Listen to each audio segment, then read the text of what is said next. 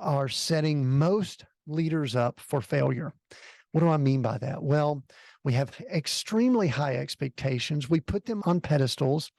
We think they can do more than they can really do. So they start thinking they can do more than they can really do.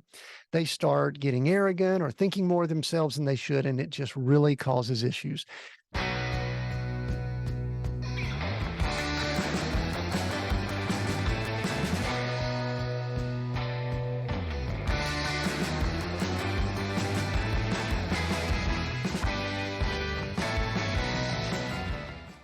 Hello, everyone. Welcome to this episode of Seek, Go, Create, which is a continuation of our series on the faith-driven leader. Today, the episode is about overcoming challenges, subtitled The Grit and Grace of Faith-Driven Leadership. What a great title there, The Grit and Grace of Faith-Driven Leadership. I'm Tim Winders. I'm your host. I'm going to be walking us through a few tips, strategies, a few things that we can do to overcome challenges, or I guess gird ourselves up, protect ourselves from challenges in this episode today.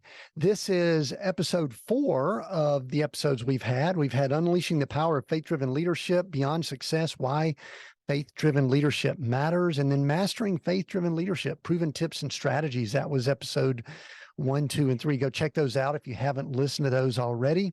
And then our last episode after this one will be Purpose-Driven Leadership, How Faith Can Transform Your Leadership. In other words, how we can use all of this to lead others and build our teams. This is going to be a fun one because part of what caused me to begin looking at this were some challenges that I kept seeing in leaders and leaders in faith circles also, not just people that are out in the world, the unwashed masses, the Gentiles, so to speak, people that don't really care about faith. I kept seeing it in people that were church leaders, people that were business leaders that claimed to be people of faith. And it just really bothered me. And so one of the things that I wanted to do was put together something that might just be a resource that would help those of us that like to call ourselves leaders that are driven by our faith, or that our faith is a foundation of our leadership, some tools and resources and things that we can use. So this episode is really the foundation of that. We're going to be looking at some reasons why leaders fall or have challenges or have issues, and then some things that we could put in place to try to prevent that. And we've got a biblical example of overcoming challenges, and it is probably the example of all examples that we could pull from the Bible, and that is King David, and some tips that we could get from his story. I just actually finished reading it again. I do a read through the Bible every year, and this year I'm doing it not chronologically like I did last year. I am doing it from the books of the Bible.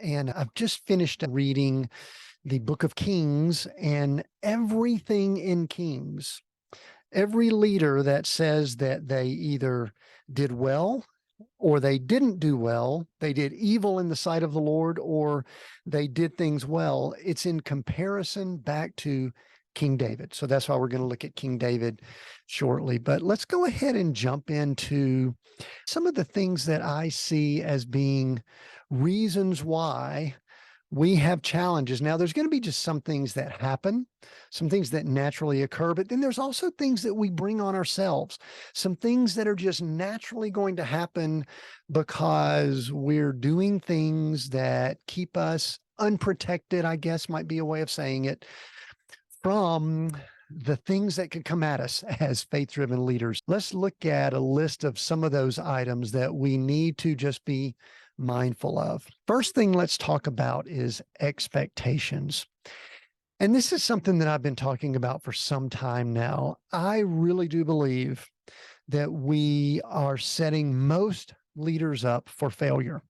What do I mean by that? Well, we have extremely high expectations. We put them on pedestals. We think they can do more than they can really do. So they start thinking they can do more than they can really do. They start getting arrogant or thinking more of themselves than they should. And it just really causes issues.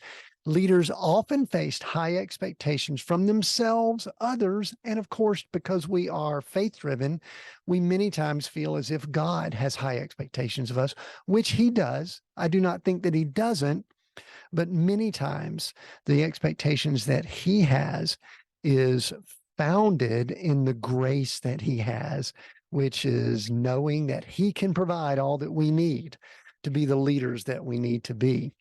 This can lead to a lot of pressure to achieve, which can really take its toll on our mental and our physical health. It can lead to stress, and stress, truthfully, can be the downfall of most leaders. We'll talk more about things related to that in just a moment. So let's just talk about expectations, and let's just go ahead right now, set the foundation and say that many times we will allow the expectations that we have, that others have, that possibly God has, to create challenges and issues for us. Now, the second thing that I want to mention in this area that makes expectations even more challenging is the ability to compare ourselves with other people so easily in today's culture. In the age of social media, it's so easy for leaders to compare ourselves to others and feel inadequate or inferior, or we could puff ourselves up more than we really should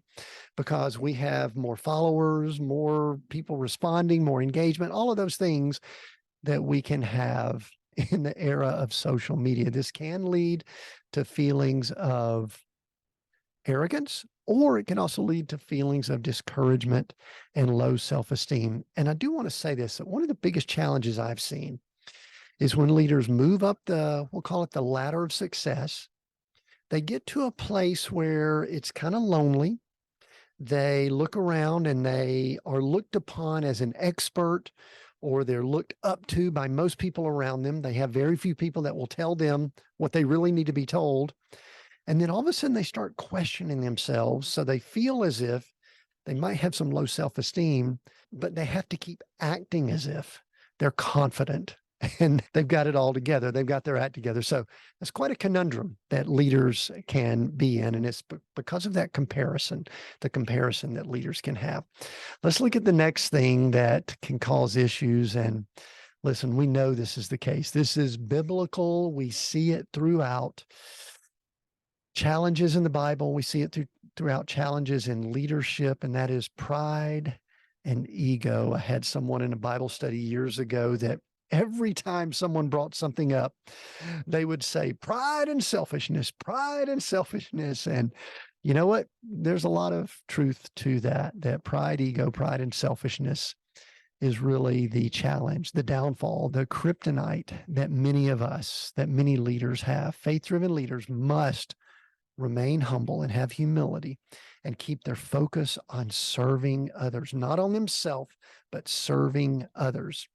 However, we know that pride and ego can easily sneak in. It's like that yeast that can sneak in and lead leaders astray, causing them to put their own interest or their own selfishness before the needs of those that they serve.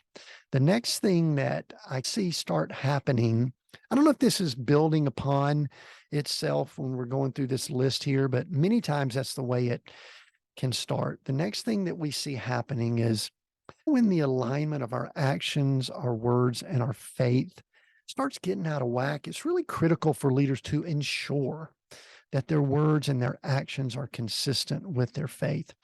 So many times I've been around leaders or people in leadership positions, especially in churches, we see this. I see it a lot in business too, but it seems to be magnified in a church setting.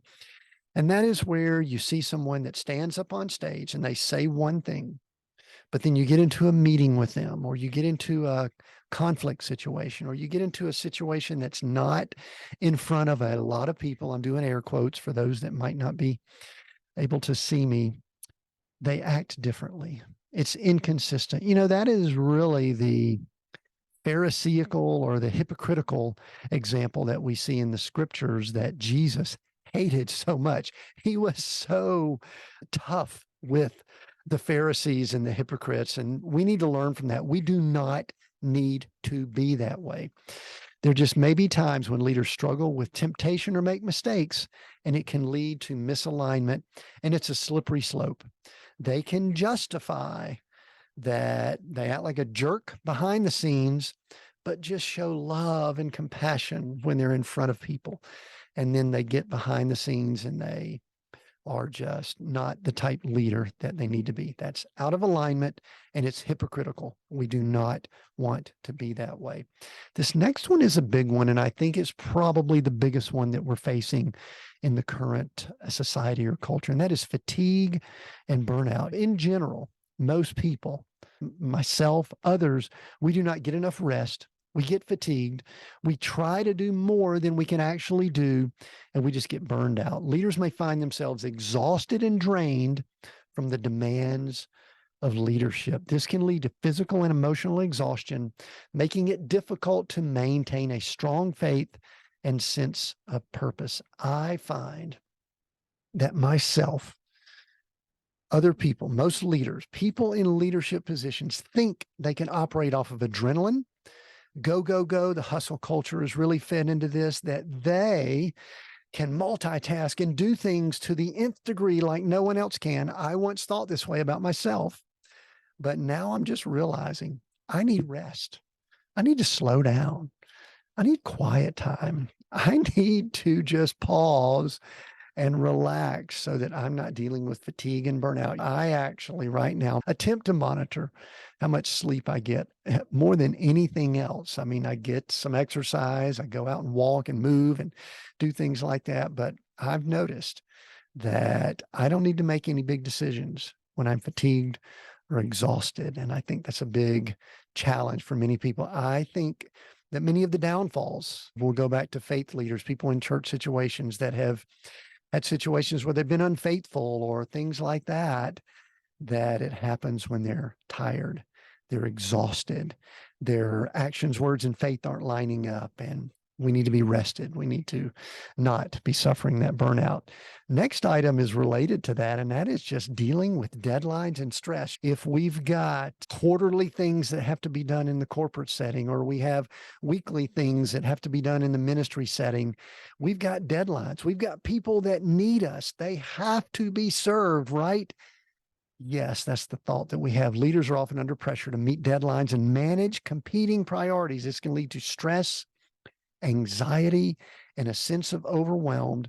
And what we attempt to do is just press in, use adrenaline to just overcome. We can do it. And because we're faith-driven leaders, we have this thought, and I think it's false, that God will provide, that he will just equip us and take care of us. And he will. But you know what? If we're going at a pace that's unsustainable, then there's only so much that can be done there. And rest is so important. We've got biblical examples of rest. And Jesus did it. And so we should do it too. Deadlines and stress are something that we need to be mindful of. And then finally, this last one, before we talk about some strategies to address these challenges, that is just letting our guard down. Being around temptation, putting ourselves in situations that we really do not need to be in. Leaders are not immune to temptations and struggles. We are not so holy and so equipped with our scripture and our faith that we cannot be tempted and have the enemy really come at us with things. We've got to be cautious of that. Sometimes leaders may let their guard down, in fact, many times, leading to moral or ethical lapses that can damage their faith, their reputation. Everything they've worked for can be eroded quickly with one poor decision. I don't even have to say what that might be. Unfortunately, many times that's with men. And men will let their guard down and do something where they're around, let's just say, a female.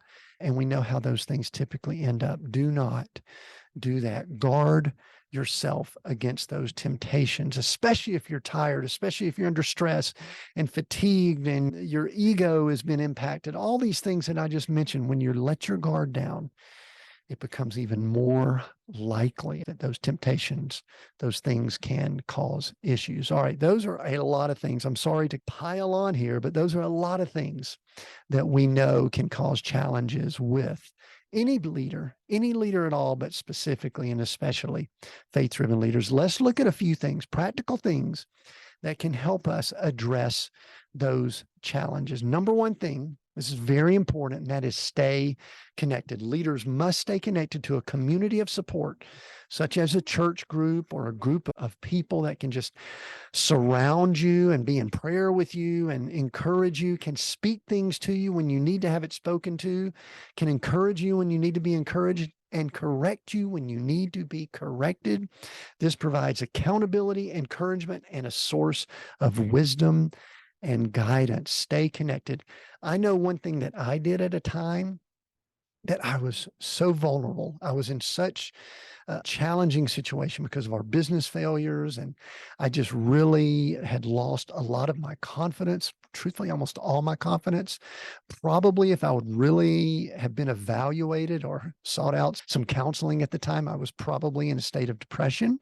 I spent a lot of time around my wife and quiet time with the Lord, but I disconnected. I wasn't around other people that were like-minded that could really help me. We had a church that we were going to at the time that was helpful, but I really needed to be around some other business people that could help me out in the situation. I isolated myself. Not good. So do not isolate yourself. Be around, be connected with other people. Very important. This next one is a word, truthfully, that I've struggled with, and it is prioritize self-care. I come from the tail end of the baby boom generation. And you know what? Self-care is not a word that we use very often. I think it's much more common in the generations that have come following us. And I think there's a lot that we can learn from that. I do think there are times maybe we overemphasize self-care. There's a balance, I guess. There's times that we do need to work hard, grind it out, do some things that I talked about earlier. And then we need to back off and then be mindful of taking care of ourselves, of resting, like we talked about earlier, of getting help, of asking for help from other people. Leaders must prioritize their own self-well-being to prevent burnout, exhaustion, stress, all the things we talked about earlier. This includes getting rest. I mentioned it earlier. I used to be, I've told this story before, but back in the 90s, I was go, go, go. I mean, I was way into the hustle culture and thinking that I could literally live off 3-4 hours of sleep a night. I was wrong, by the way. Now I'm pretty excited and I need my 7.5, sometimes 8 hours, and I measure it to make sure it's good quality sleep. We need rest. Exercise is another thing. Nutrition, eat well, eat foods that satisfy you, that nourish your body, and take care of yourself. Take care of this temple that we have. Taking time for hobbies, relaxation, things that can allow for some downtime. I'm kind of swallowing my pride here and saying we need to prioritize self-care, something that my generation, people that are of certain generations and of certain mindsets, have thought is a bad word. We need self-care, taking care of ourselves. Next, we talked about this in a previous episode, but we need to practice humility. And it's weird that we say we have to practice humility, because a lot of people say we're just humble or we're not. No, it is actually something that's like a muscle. We have to continually work our humility muscles so that we are learning how to do it. Now, here's what my belief is. If you don't practice it, I think it's going to be piled on you without you being able to control it much. That's what happened with me. I got arrogant. I got cocky. The economy went down in 2008. And boy, I had some high doses of humility that were just piled upon me without me going after it. I think we should go after humility as much as we go after anything else. Leaders must regularly evaluate their motives and their actions to ensure that they remain humble and servant or stewardship minded. This can include seeking feedback and accountability from others, asking questions, being humble. That is such an action step that is helpful, that we can learn from and really live out in all areas of our lives. Very important. This next one's kind of an odd one for faith-driven leaders, but it's important, and that is seeking forgiveness. I've got one leader that was the leader of a church. I'm just going to go ahead and say who it was. I listened to a podcast episode. Actually, it was a series. It was The Rise and Fall of Mars Hill. It's a big church out of Seattle. And Mark Driscoll, I'll go ahead and name the name. Mark Driscoll was the leader there, and he's very dynamic, and that church grew at a mega rate, got massively huge. And then that church went through a downfall because it appears as if, from all that was behind the scenes and all that came out of it, that that leader, Mark Driscoll, was just very much a hard, unforgiving, didn't have a lot of compassion leader behind the scenes. And that's all fine and good had we seen something where he repented, sought forgiveness from all those people. But if you listen to the way that was done, that podcast series, it just doesn't appear as if there was ever a situation where, as a leader, Mark Driscoll, if he ever hears this, I would love to have communications with him and ask, why was there not anything public where he just said, you know what, I'd like for those people to forgive me. I messed up. I made a mistake. And because that is so important, it grieves me when leaders do not admit that they made a mistake and seek forgiveness. When leaders make mistakes or fail to meet expectations, which is going to happen, that's almost a given, they must be willing to admit fault and seek forgiveness. I think so many times we believe that it shows weakness if we admit that we messed up, if we admit that we made a mistake. No, there's so much strength there. It involves repentance and making amends with those who have been impacted. And going back to the Mark Driscoll example, it would make me feel so good about seeing him as a leader. He's still out there. He's now got a church down in the Arizona area. Still doesn't appear to have come out and repented or made amends with all those people that were impacted in that church, that large church up in the Seattle area. It would make me feel so good if he would just say, you know what, I just ask forgiveness of God, of those people, and I would like to repent for anything that I did that might have been a negative impact. As a leader, it is so important to do that. I can almost guarantee you, if you're leading, if you're interacting with people, that there will be situations where you need to seek forgiveness and ask for people to forgive you when you make mistakes. And then finally, the example, before we get to our biblical example of King David, stay grounded in your faith. Your faith, God, is the foundation for everything that you are. And we've got to stay grounded. Leaders must stay anchored in their faith and their relationship with God, period.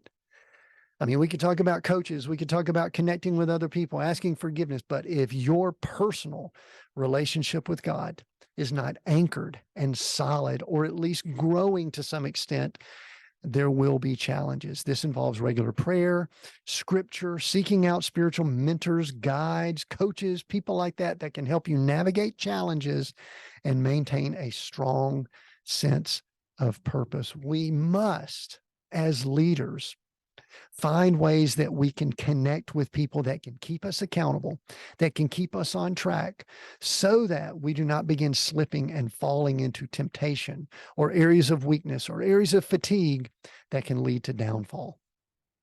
I can't stress that enough.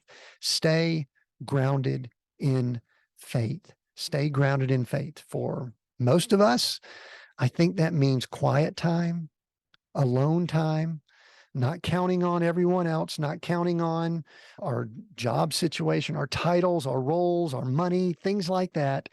It is our ultimate faith and relationship with God. That is how the faith-driven leader stays in the position of being a faith-driven leader. Now, I want us to transition and talk about the ultimate faith-driven leader that we've got in the Old Testament, okay? We've got the New Testament, which is Jesus, but let's talk about the Old Testament here. If you look at everything about the Old Testament, it seems to revolve around this one leader, this one king, that leading up to him, it's all about leading up to King David. And then after King David, all the references are going back to King David, their father, King David, which he wasn't their father for many of them, for many of the kings. He was the grandfather, grandfather, grandfather. He was the distant, distant father, the distant relative. But King David is the example. And let me just say this is somewhat off script. When I read through the Old Testament, and I see the way the Bible starts and the creation, and then it leads to a number of things, the nation of Israel. And then there's Moses that leads the people into the promised land. And God just wants a relationship with his people. And I'm sure that God knows where this is leading. He would love for his nation to be in place for the coming Messiah that will then reconnect us with a direct relationship with the Father.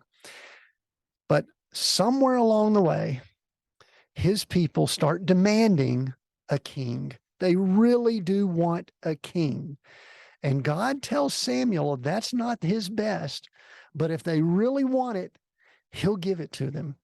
They say, we want a king. God's best is direct relationship, but they want a king.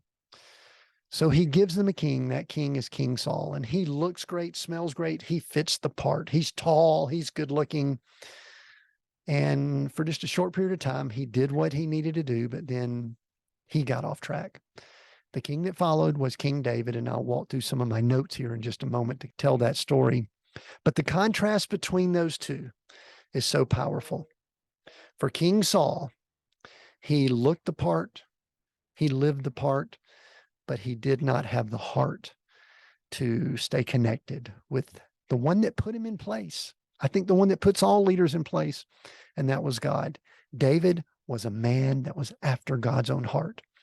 That is the difference between the two. They both made mistakes. We'll talk about that in just a moment, but that's the difference. So if you're looking for the contrast, the type leader that a faith-driven leader is, a faith-driven leader is someone like King David, who is after God's own heart.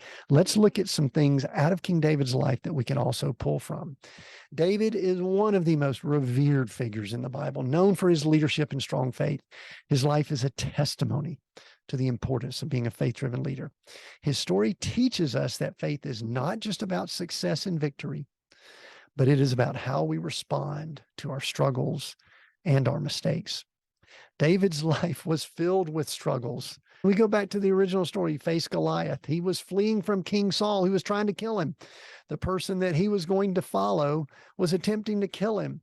And he was dealing with the consequences of his own mistakes, that whole Bathsheba incident. However, through it all, David remained faithful and turned to God for guidance and strength, time and time again. When he made mistakes, such as his affair with Bathsheba and his subsequent attempt to cover it up, which was horrible, by the way, he attempted and did have her husband killed to try to cover up the situation. David took responsibility for his actions and repented before God. This is a vital lesson for any leader, as I was talking about earlier, is to ask for forgiveness and repent, as it is important to take responsibilities for one's actions and seek forgiveness. David's response to his mistakes also highlights the importance of being a humble and compassionate leader. Despite his power and success, David never lost sight of his dependence on God and his duty to serve his people.